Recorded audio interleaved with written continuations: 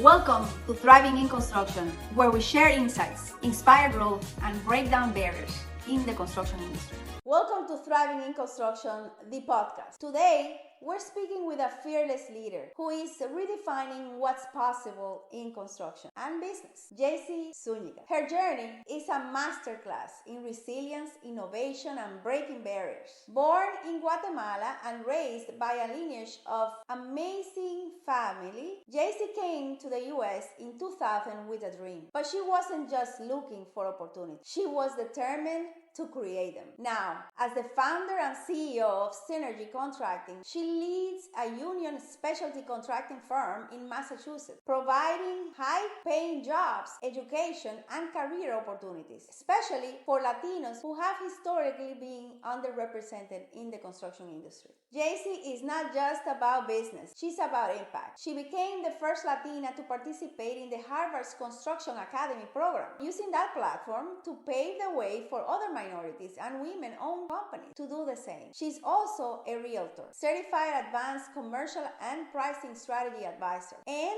a lifelong learner who believes that education and mentorship are the keys to success. But what makes her story truly powerful isn't just her success, it's her bold decisions, strategic mindset, and relentless drive that built it. Today, we'll explore her approach to scaling a business, creating opportunities for others, and navigating the challenges of leadership in a male-dominated industry. Get ready for an inspiring, eye-opening conversation with the amazing Jeysi Zuniga. Before we dive into today's powerful conversation with Jeysi Zuniga, I want to take a moment to share something exciting with our listeners. If you have been managing projects and you are ready to step into leadership, or you are a CEO looking for proven strategies to scale your construction business, we have the perfect opportunity for you. Join us for our 2-day workshop, Project Manager to CEO, happening March 1st and 2nd, 2025. This is your chance to gain the tools, strategies, and insights to grow your business and to build a strong, successful company. Stay tuned for more details. And now, let's get started with today's episode. So, good afternoon, Jeysi. How are you? I'm so grateful that you have decided to join this podcast. I'm very excited for what people are going to hear about your story. I know you've put a lot of hard work into your company, and I want people to understand that what you have accomplished is possible for them. Thank you so much for being here. I'm very grateful and honored to present you into the Thriving in Construction, the podcast. But thank you so much. That's a very warm welcome. Thank you so much, Patricia, for the invite. I'm very honored to be with you, to talk to you, and to share some of my experiences in the industry and in life. I greatly appreciate the opportunity to just to share the experiences with other people that are coming or are in the problem that we already solved. And just like you helped me in so many ways, I hope I can do the same for other people in many areas. Like just, the whole point is to make it easier for people. Yes, yes. So, Jeysi, Guatemala. You come from Guatemala, Guatelinda. Guatelinda, and became the CEO of Synergy Contracting. What an inspiring story. Can you take us through that journey? How do you decide to come here, and how do you get to be the CEO of the company that you now lead? Oh gosh, it was a very sudden decision. I had a really nice life over there. I studied tourism. I started school when I was 5. So I had 2 years of advantage of other people. So I got to do a lot of it with that time. And suddenly I found myself here in a new country and new language. And I always been very adventurous. I like to travel. So it was a new adventure. That's how I saw it. And I always saw myself in helping people. Like my family comes from a family of service in many ways. My grandma had a restaurant. My mom is a nurse. My sister is a pediatrician. It runs in the family like generations of people that have found ways of supporting people. Yeah. So So yeah. entrepreneurship. How do you get to decide, oh, I'm here, I'm working in this beautiful country, supporting my daughter. I want to be an entrepreneur. I want to do it myself. What got you to becoming an entrepreneur? Was it like an instant? Did you just decided a Friday and Monday you had a company, or were you thinking about it for a long time? No, I thought about it for a long time. I feel like the need came from seeing businesses that weren't serving its their purpose, which is provide better opportunities for their employees. I worked for one and I felt like I could do it better, that I could provide a better, higher paying jobs, and put myself as an employee from that point of view. As an employee, what would I like to see in a company? And that need grew, and especially as Sophia went to school and grew older, the need became bigger. I knew what I wanted to do and I had enough time to plan it. Awesome, awesome. And how have you felt by who have you become from the moment you know who you were when you started working in this country to who you are now? I guess that moment where you were working and then you started a company and you've been in business 5 years, right? So now, Yes. who have you become in this process? What has this decision of to become an entrepreneur gifted you with? Oh gosh, self confidence, absolutely. The idea that I can put my mind to something and that I get to do it and just jump into opportunities and believe that I can accomplish anything. Really, it's the greatest gift besides life, and I think it is the greatest gift of my life to actually believe in myself that I can accomplish anything I want to accomplish. And you believed and you took action. Now, Yes. tell us a little bit more about your company. I know what you do. And Sophia, by the way, is your the beautiful daughter Yeah. who you're a single mom, which is Yes. another, some people have that as an excuse not to do what they want. And I'm a single mom, I'm this, I'm that, and they don't get themselves to decide and take action on what they want. Now, tell us when you start the company, what kind of services did you decide that you were going to provide, and have those services changed? Yeah. So when I started the company, I started in the environmental remediation world because that's where I came. I ran a company uh, for 17 years before opening my own. So I said, I am going to do something. I want to start it doing it well. And I'm going to start with something that I'm very familiar with, that I know how to do. So that's how Synergy, the abatement and demo division started. That's how it started everything in 2019. And then we added services. Is the conversation that we had before about you have to pivot, and the entrepreneurship, that's the beauty of it, that it puts you in situations to pivot almost all the time. And so that opportunity makes you better and better every time because you get to get out of your comfort zone, and that's exactly where you grow. So during the pandemic, so I opened in 2019, and then as the pandemic came in 2020, so then I opened the final cleaning division, which started as a like basically cleaning for in the hospitals and everything while all of this was happening, because all construction was stopped by governors and by the entire country was stopped. It gave me the opportunity to keep the company open, and a great blessing to have an all-female team during the pandemic, and I loved it. I loved to see, especially in construction, right, where it can get a little complicated, right? So I love that. And that brought me to the painting world. So I opened the painting division, and that's we now offer about 5 services within. We're specialty contractors for abatement, all kinds of environmental remediation, demolition. We do painting, general labor, and the cleaning services. That's fantastic.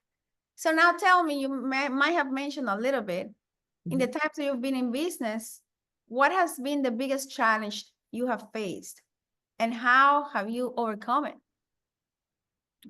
I think as a woman, especially in construction, the biggest challenge is that people take you seriously and to really prove that you are capable of doing the job. And the way I overcome it is just to learn to be the best at what I do. And so I know my business inside and out. I know what we're doing, and that creates respect on the other side. It doesn't really matter what their first opinion or about the company or myself are. When they start working with us, they realize, oh, like she's the real deal, and they know what they're doing, and they keep, and that's repeat business, and that's how we started. And we kept all the clients that we started working with. That's awesome. It's about service, right? It's about service, yes, and good Yeah. service. Yeah, and I know you're all about service, not only to your clients, but also your employees. So tell us why. I know your company is like an opportunity hub because you is one of the reasons why you started the company, one of the whys. You were very passionate about giving people opportunities because you saw yourself when you were an employee and you had a daughter and all these challenges, you felt there was another way of doing it. So tell us, why is creating high paying jobs and benefit packages through the union service so important to you? And how is it that you have figured out to work with the union when other people can't figure it out? What's your strategy? So Because why is it important? And what's your strategy of success in that arena? I think that financial stability changes lives, period. Like when you have resources, you have options. And that's what a lot of people don't have, especially when we first generation immigrants. We're always on reactive mode. So by bringing high paying jobs, I believe that we can contribute to not just giving an employment, one job, but to change the entire family's dynamics. And that was very important to me because I was able to raise my kid by myself. I was able to put her through great, you give her the great education I gave her, and to grow and study and do stuff. So I wanted that everyone that believed that Synergy was the place for them to come and work to feel the same way I feel. So that's how it started. And with the union, it was pretty simple for me. They were the bridge to close that gap that I always felt that we have.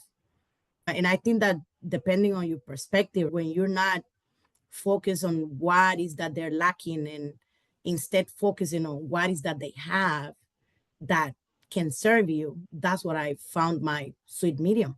Where like, okay, they have the things that I want for our employees. So I just went and one by one, I signed with them, and they've been great partners for the reason that I wanted it to.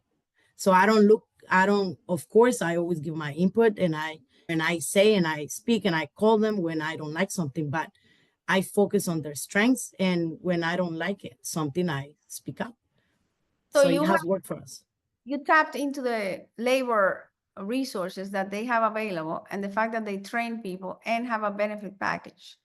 Yes, Mhm. I would like to add on that is that not just that, because that's what people think, but I also been able to bring our people to the union because it's not usually available. But as a business owner, I can push to get my people that don't have union and make them members. So that's like key for me to be able to just bring in the people that I want instead of just waiting on them to give me what they have. Because sometimes what they have is not something that I'm looking for, but then you learn how to dance, right? It's a strategy thing that where they help me and I help them, and that's how we make it work. Have a partnership. And in Boston, which is where you reside and you mainly work, what is the benefit of working with a union in Boston? How do you find it advantageous? So we weed out the companies that aren't doing things right. There's so many layers of protection towards the workers, like the benefits. You get audited.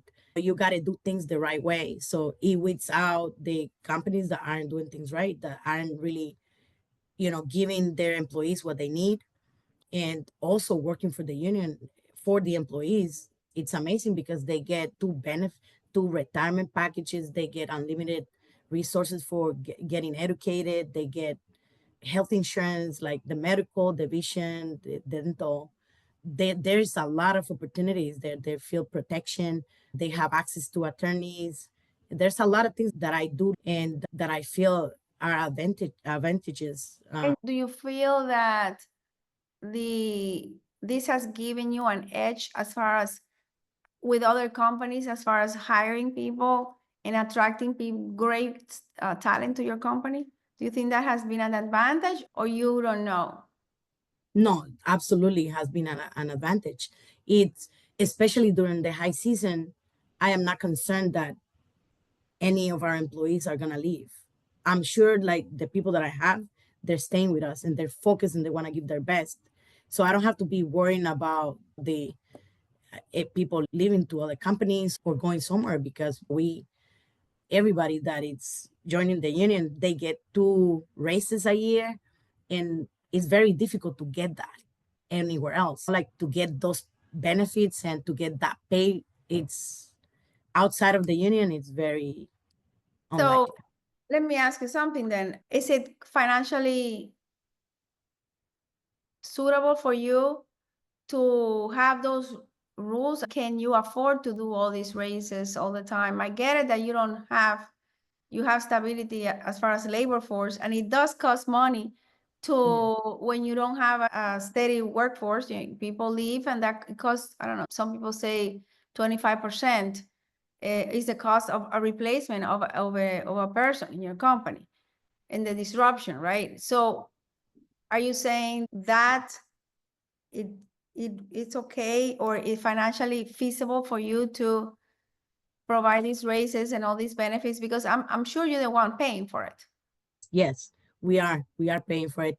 It has been feasible for us since day one, and we're going on the year 6 now running, and it has worked. Of course, you have to put people first, and it is an adjustment, especially when you come from the non-union world. It's an adjustment, and but the way I see it is money that doesn't belong to me, that belongs to the people that help me keep this company afloat, and they deserve it. And that's the way I run the company.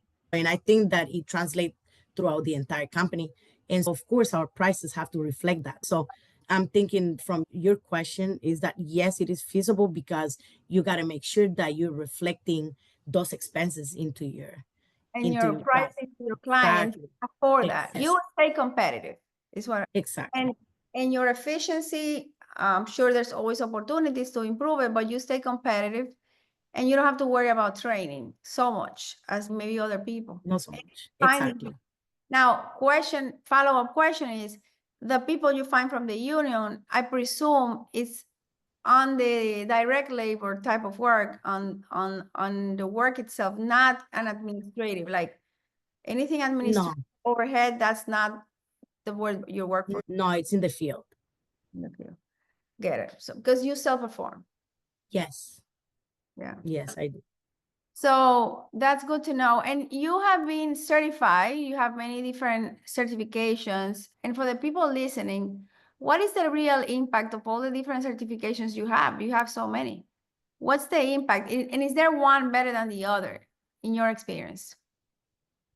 I think that certifications open doors, but like they're not a shortcut. So I think that there's a misconception of that, and a lot of people go in and try to get certified because they think that once they get certified, like the work is just gonna appear, and it's not like that. You get a seat at the table, but the only thing that keeps that door open is delivering results. So definitely it is an advantage, but it's an advantage is like the first impression, right? So you're certified, now what? Yeah. You Now know, I'm certified. Now what? And now that's what? a big, big answer to that. And Yes. and I totally agree with you. A lot of people have the misconception, even when they certify in the federal government, that it's going to be just a walkthrough. But as you said, It's about results for sure, and relationships. So one of the hardest transitions I've had myself after being in business. So when did I start? I'm 18 years in business, but it's been a very difficult process. When I became aware of transitioning from day-to-day operations to being the CEO. I used to be, years ago, I don't want to say proud, but was too confident that I could do most work, most jobs in my business, or fulfill most roles, even the accounting and the finance side. And that my partner could fulfill many of the roles in the field. And I saw it as a risk management. If I have a challenge here, I know what to do.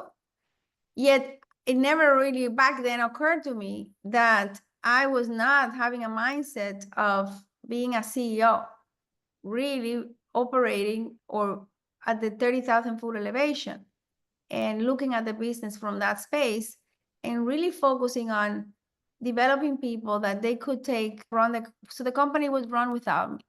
So what's one of the hardest transitions? For me, it's been hard. What about you? What's one mistake that you made earlier in that process that you wish you knew, that the goal is not for you to be the operator of every single aspect of your business, but to be the CEO where you are at the 30,000 foot elevation? How would you, now that you know what you know, what is one thing that you would change and how would you do it? To stop thinking as an employee, maybe because you carry that with you, especially when you have been an employee for so long before opening a company, and start thinking as a business owner. And it's an entrepreneur more than a business owner, to see it from far away. I still struggle. I'm in the middle of it, but I've learned to delegate more, and trust that people are gonna do things right. Because one of the things, like the first 2 years, I was doing exactly what you're saying. I was doing the accounting, I was doing the payroll. Like there were days where I knew that there was a different day because I saw the sun come up, and I didn't go to bed. I didn't go home. I stayed the whole night there. And I would change that. Absolutely, I would change that. I would probably take better care of myself as a person, right? More, because when you are at a good, healthy state, you can do a lot more. And so I feel like I overdid it. That's probably the biggest mistake. And focusing more on strategy than execution. I think that's probably the biggest regret. If, yeah, yeah. What the one thing you would change, because we are, and every experience is shaping Yeah. who we are and preparing us for the future. But that's a really good realization, I want to call it realization. And it means that you develop an awareness and consciousness. Now you changed and now it's going to be different. Yeah, That's absolutely. what it is. Being aware is very powerful. Once it's hard not to know. Now, being aware is one thing. Executing on that awareness could take time and Yeah, it's probably the difficult. Yeah. some frustration and some impatience, but staying focused on where you want to go and having that clarity overall over time, you accomplish it, and then you also transform yourself in the process. And it's not something that I went through that too. And we continuously go through that, because what you describe is a changing of identity. And identity is one of the hardest things to change. See that how you saw when you started the company, you wanted better outcomes for employees. You start your company, yet you became the employee of your own company. And changing that identity has a lot to do with who we think we are. And there's so much in that process.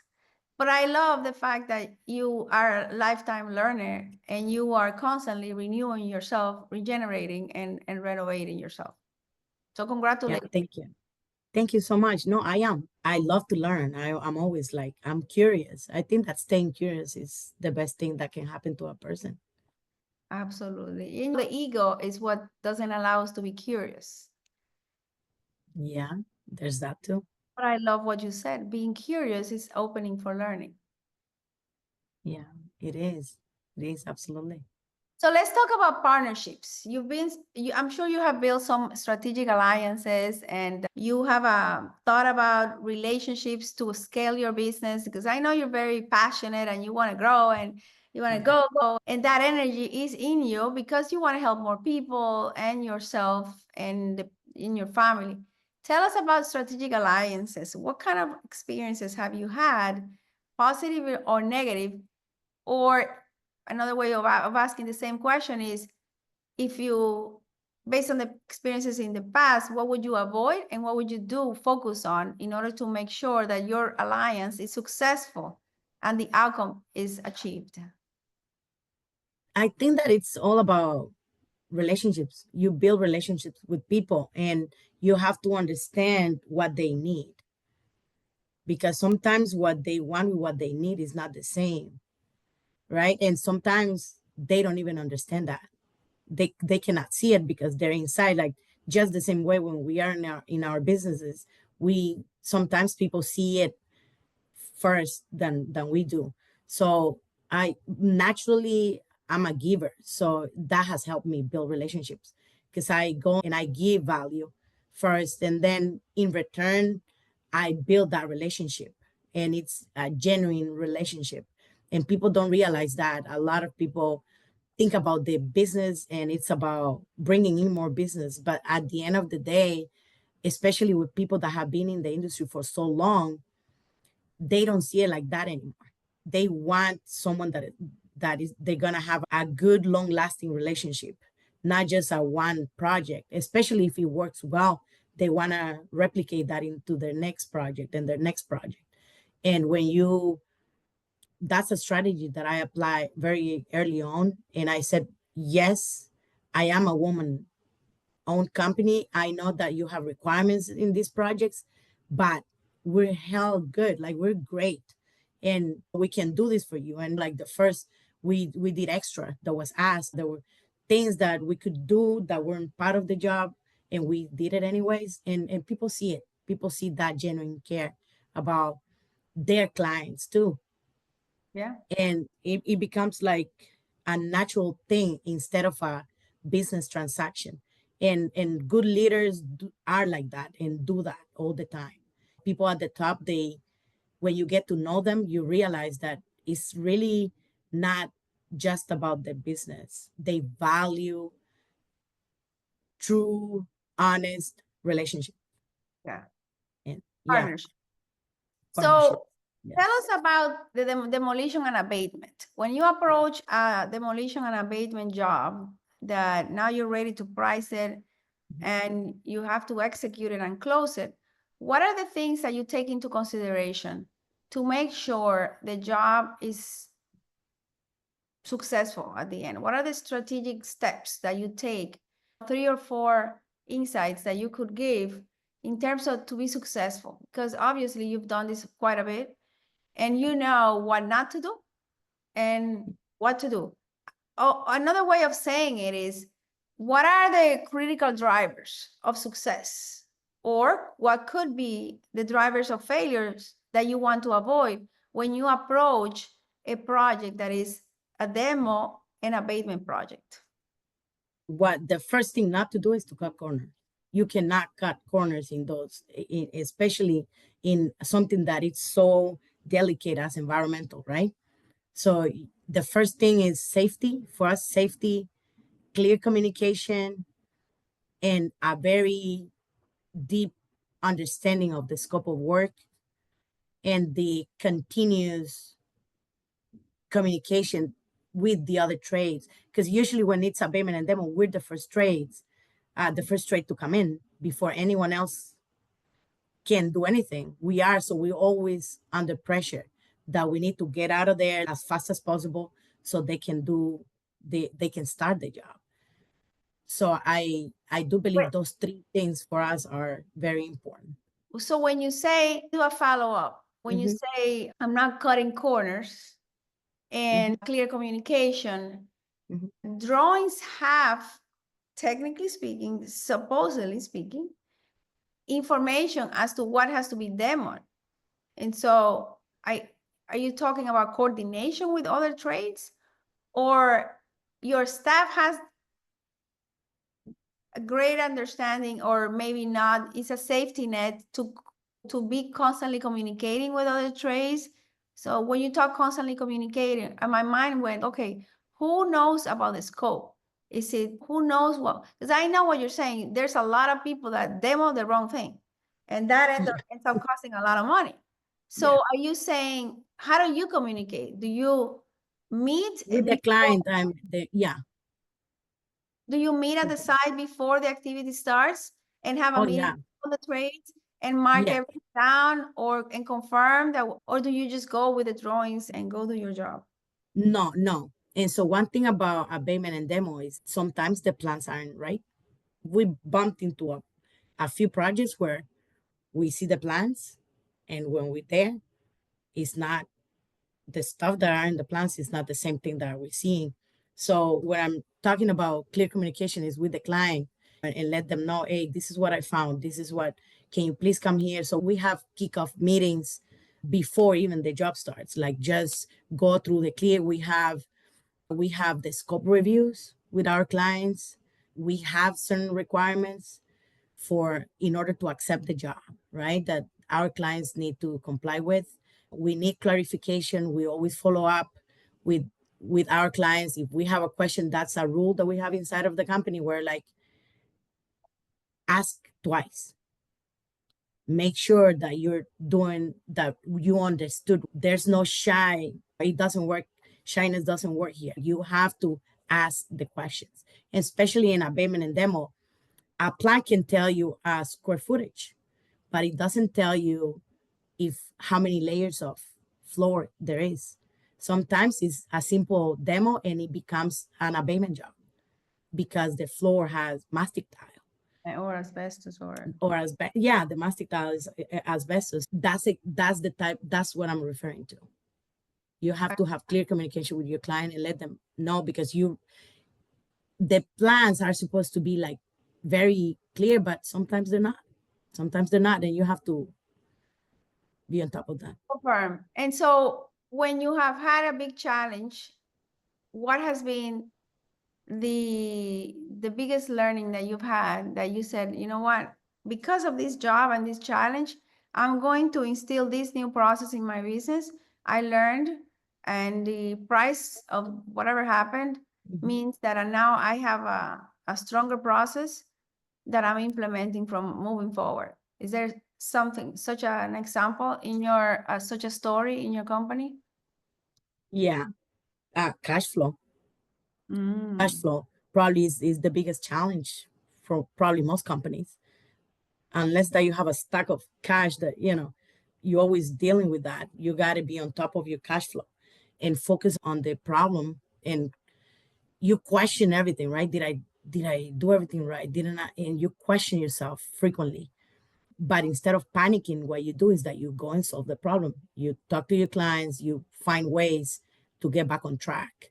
So when you believe in your vision, there's always a way. You find a way to get it done, and find solutions for if there's a next time, right? Like financing, right? Working capital, like loans, credit lines of credit, all of that stuff. So the burden also creates an opportunity to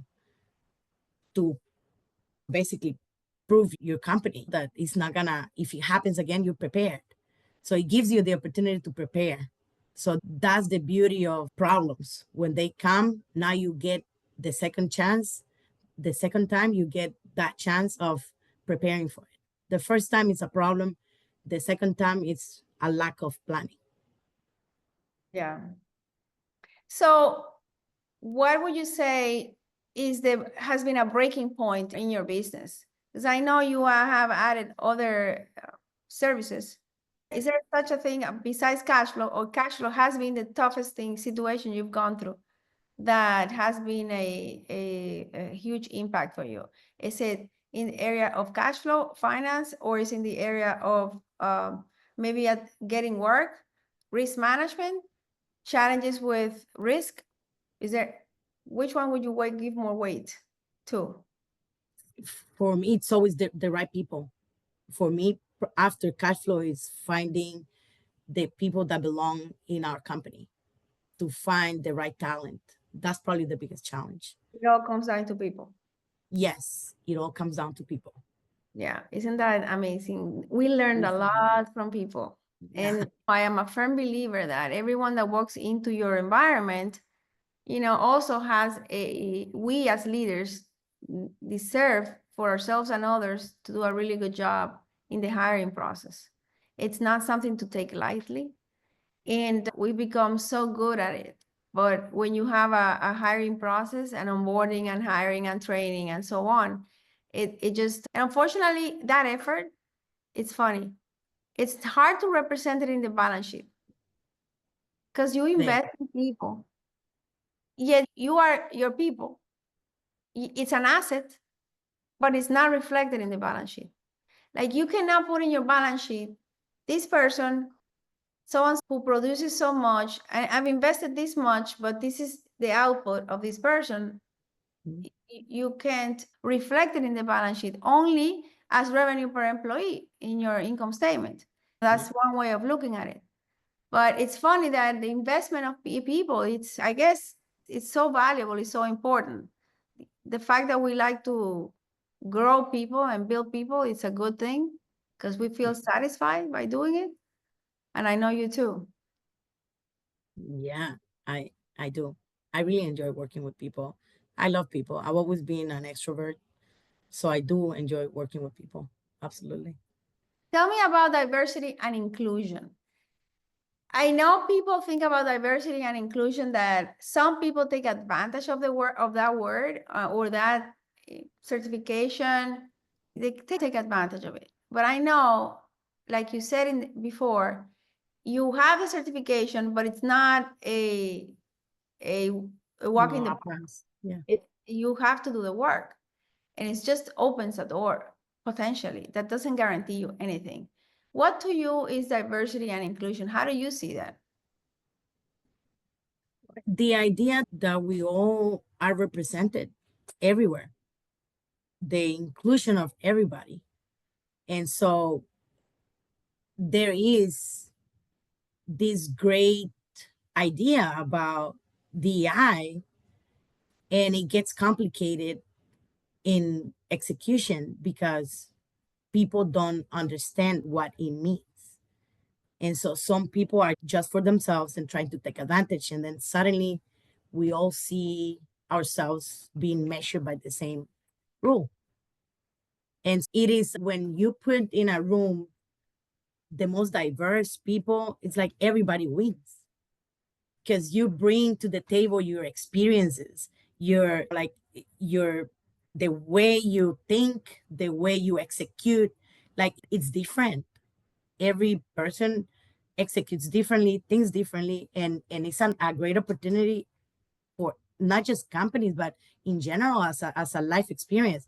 You have a much more like a richer experience when you include everyone in the rooms, when you invite everyone. It's so nice, right? I see it as a potluck, right? That's how I see DI. Everybody brings their own plate, and we end up thinking, seeing, tasting so many different things that we didn't even know it existed. I think, yeah, it opens the door for innovation.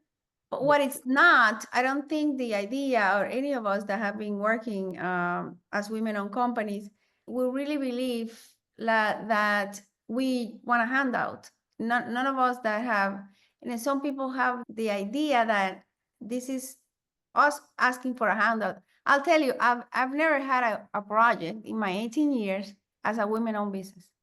Never a women-owned business has given me a project. Never. Every project of my projects are competitive, and I am measured the same way as anybody else. But I do believe that when we have a multitude of that we include everyone, we can innovate more. And so but it's not a handout, and it's not something to waive requirements or etc. It's not gonna last with it. No one lasts with that mentality. Like people give up before they even start because they realize pretty soon that being a woman, really just by being a woman, is not gonna feed you. You have to give, you have to bring something to the table because everybody else is doing it. So you have to bring something to the table that is valuable to the Right. people that you're working with. Absolutely. Yeah, I don't think people that come into this industry are one handouts. It ain't that easy to receive it. But anyways, let's move on and talk about other topics such as understanding cash flow and reinvesting in other companies. What's one financial strategy that has been a game changer for you? I know you're also a realtor. And so, how do you see what's been the strategy that you have followed in order to improve your financial status as a woman and as an entrepreneur? I believe in the diversification of income. Absolutely.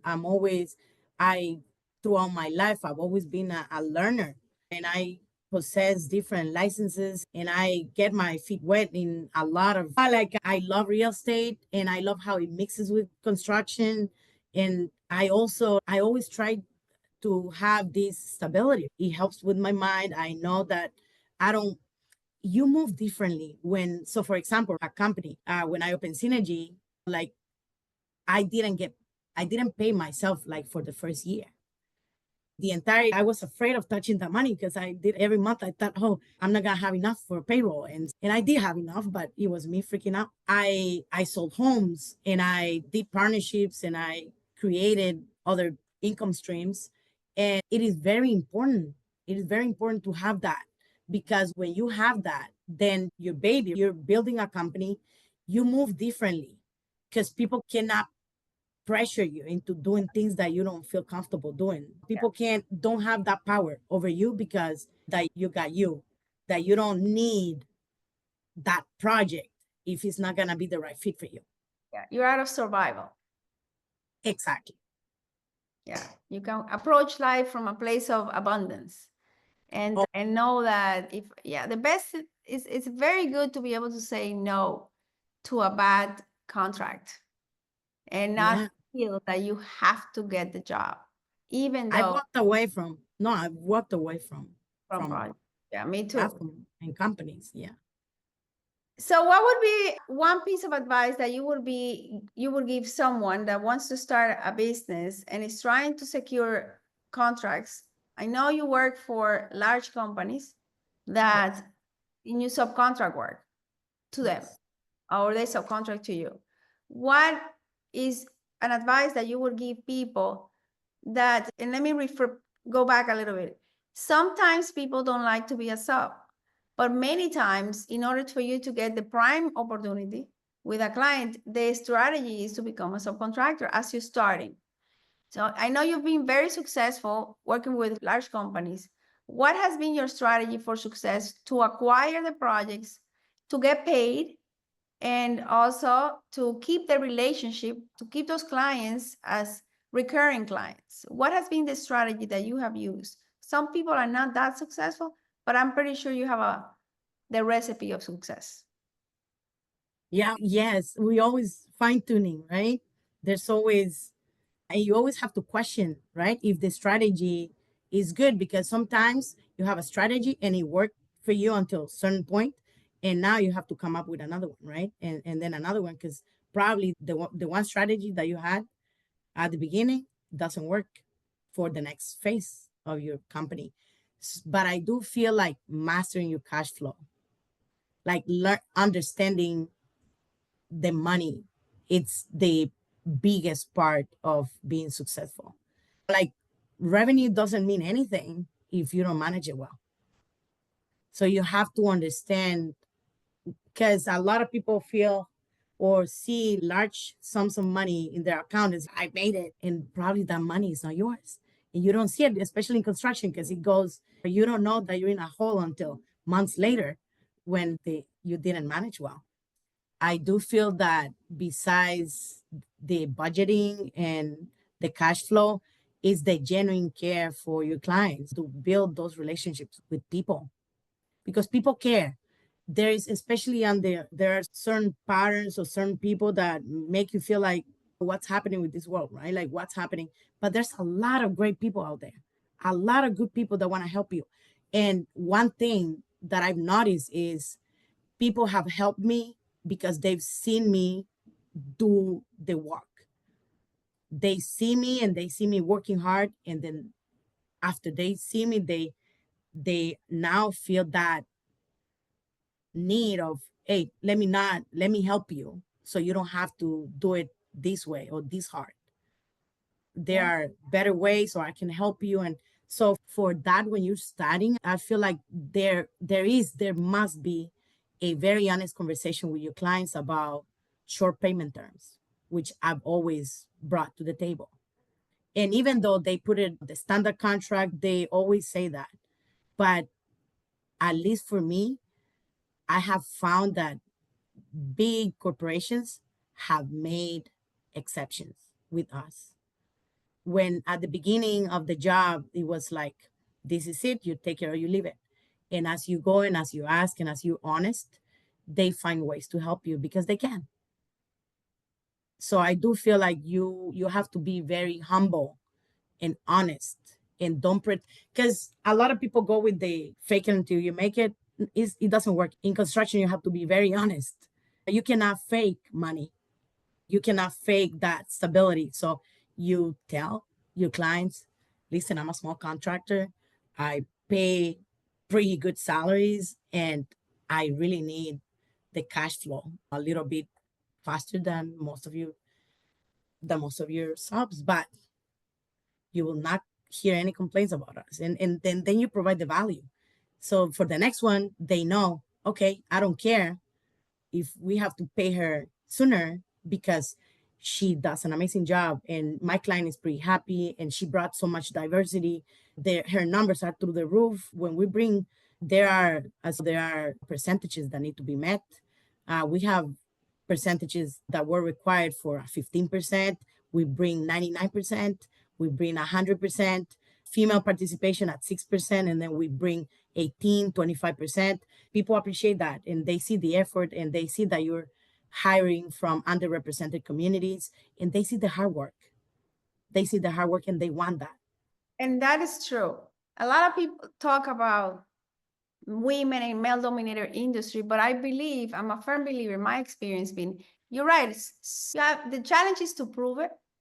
Once they know that you are, people can stand behind you, and I've always been my experience. So like you, I really have more than anything focused on doing a good job and value and providing value, and the rest it takes care of itself. It's better to focus on what you can control versus what you can't.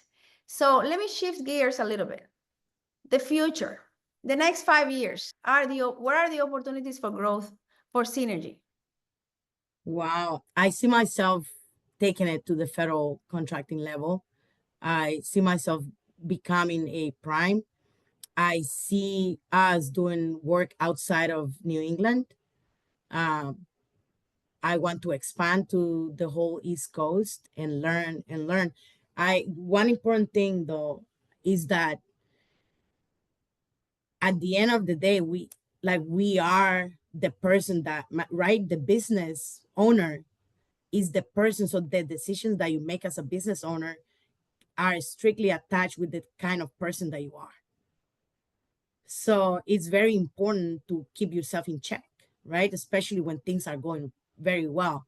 You have to keep yourself in check and keep yourself humble and surround yourself with people that are gonna tell you how it is. And so the most important thing for being a great business owner is being a great human being.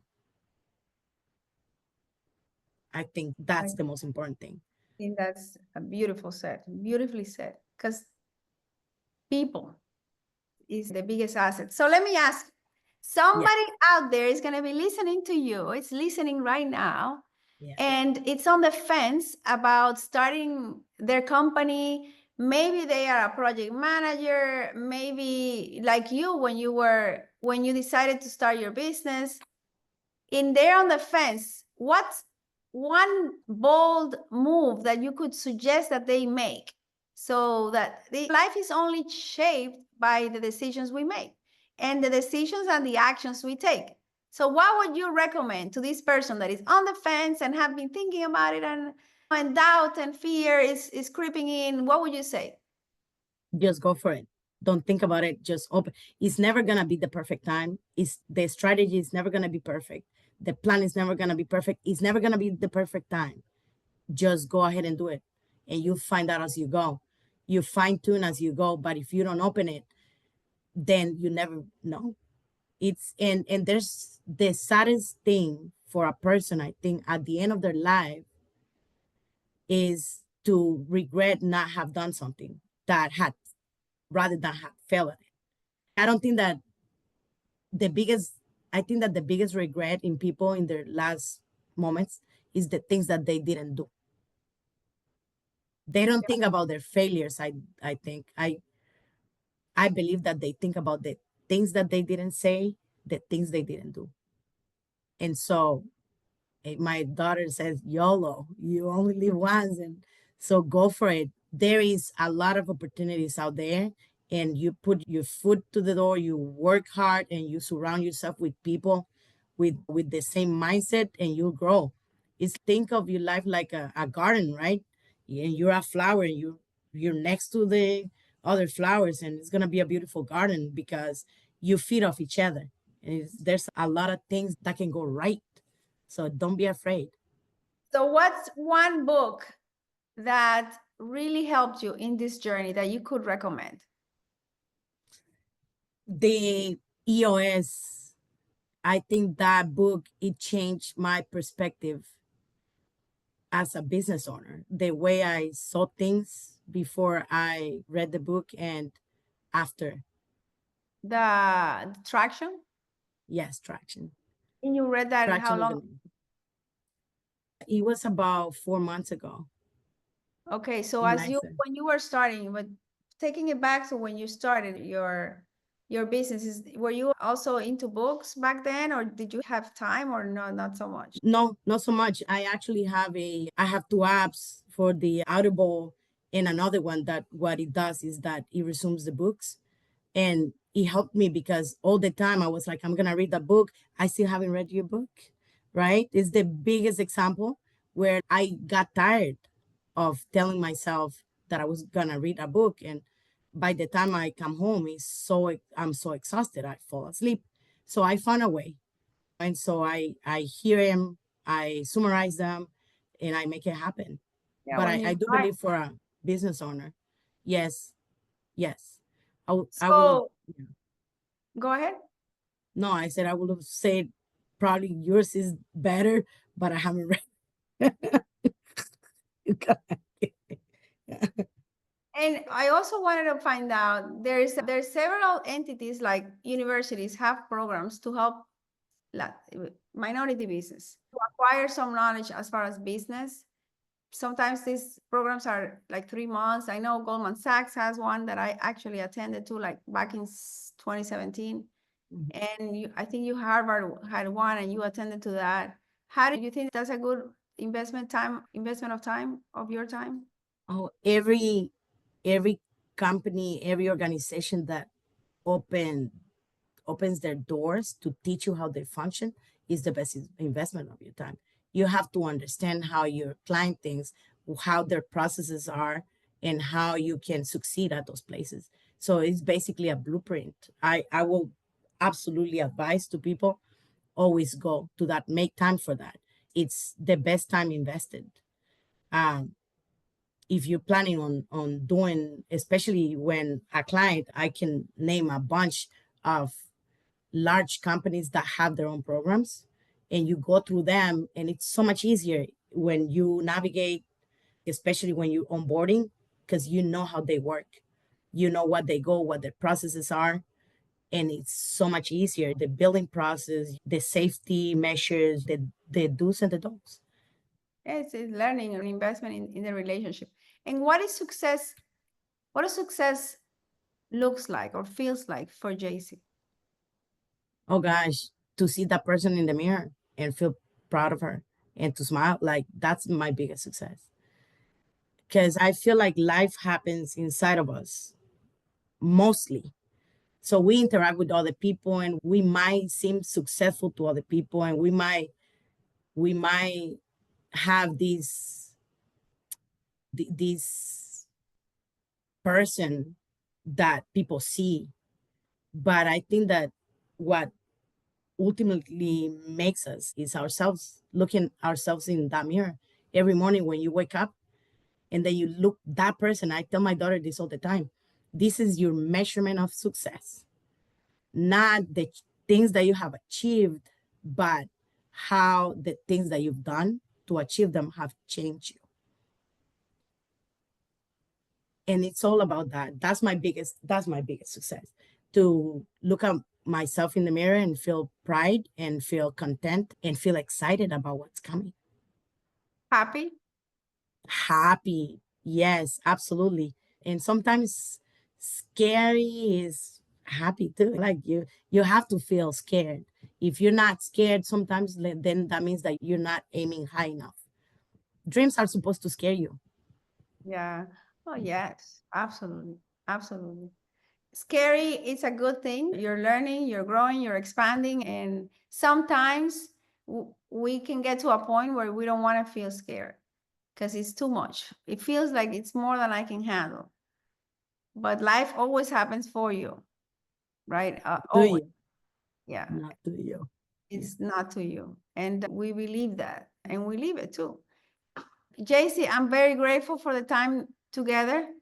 I'm very proud of your company, where you are today. I can imagine what's going to happen in the next 5 years. It's obviously very rewarding to see you flourish and grow, and being an example to many other businesses and many other companies, and how you embrace challenge. So congratulations to you, and to many more moments of success in your journey of expansion. Oh no, thank you, because you are part of my success. Because one thing that I want to tell people there listening is always get yourself great mentors.